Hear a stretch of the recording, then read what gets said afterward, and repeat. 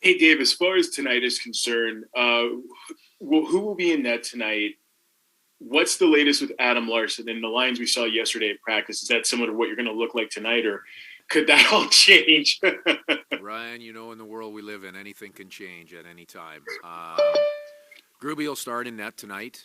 With the change in protocol um, directives from the league, Lars is here at the rink right now. No decision there yet in terms of his availability for tonight. So just one step at a time. That's new information for all of us. So it's nice to see him here at the rink. Obviously he's coming out of out of fairly extensive protocol. So we'll take a look at everything here and see what makes the most sense for Lars and for our team through the day. Marissa. Hi. Yeah, just given that there's no guarantees that games are even happening right now when they're on the schedule, that you've gotten to a game day and as of now everything's ready to go. Is there a sense of relief, or just what's the feeling actually going into a game and finally reaching a game day after all of this? Well, it's I don't believe there's any real trepidation or sense of uncertainty as we come to the rink. We're obviously in a new in kind of a bit of a new era here, and it's that has become the norm. Some of the uncertainty, but I feel none of that today whatsoever. We've had a couple good focus days of practice. And everybody has learned to be a little bit flexible. I don't believe that has any, really has any bearing on our preparation as we get into game day today. Jen. You're not the only team who's missing players. Do the players missing for the Flyers change anything about the preparation or how you go about things?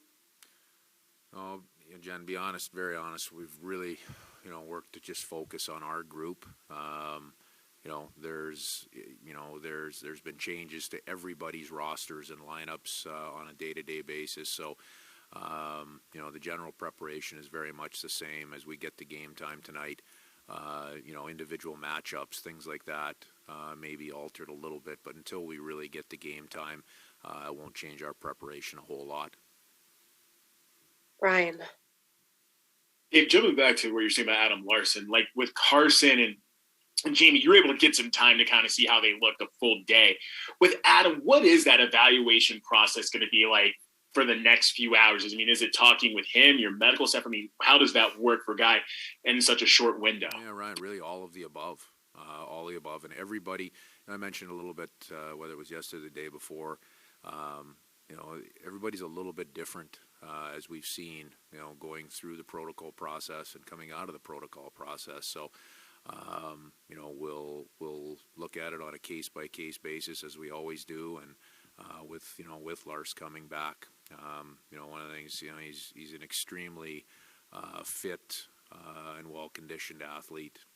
He's very confident in his abilities. And one of the things, he'll be very direct in how he's feeling and where he's at. So really, Ryan, it's all of the above that you mentioned. Not something that a few months ago was normal for us to go through as a process on a game day, but it is now, and that's what we'll do. All right, Dave, we're all set. Thank you. Okay, thank you.